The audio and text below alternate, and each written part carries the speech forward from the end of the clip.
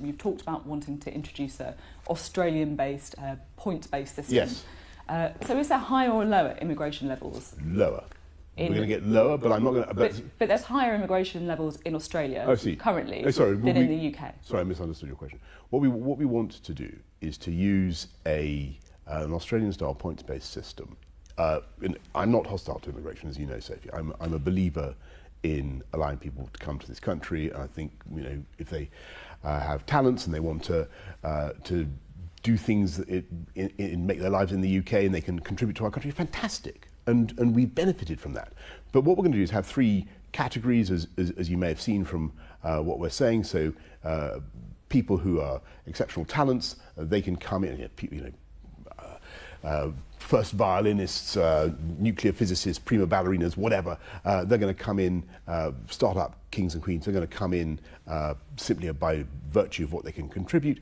Then there will be skilled workers, and we'll have a system so that people can come in to work in the NHS or whatever. My question is, and then there will be another sector, which is for a sector-specific group who won't have an automatic right to stay, but will come to do particular jobs and stay for a while. And that's the third category. So my question is, if you want to see lower immigration levels, why are you adopting a system based on the Australian model, which has higher immigration currently than the UK? Madeleine Sumption, a member of the committee put together by the actual government to look into what's happening in Australia, says it's generally seen as a liberal model that would increase migration rather than decrease it. Well, it depends how you apply it, Sophie. And what we're going to do is the Migration Advisory Committee will tell the government what's happening, and we will take a view about how to control it so that the So we have to trust you, again?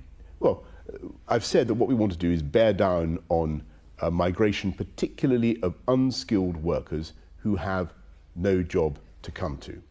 And I think that's what's happened over the last couple of decades or more. You've seen quite a large number of people coming in from the whole of the EU, with 580 million population, able to treat the UK as though it's basically part of their own country.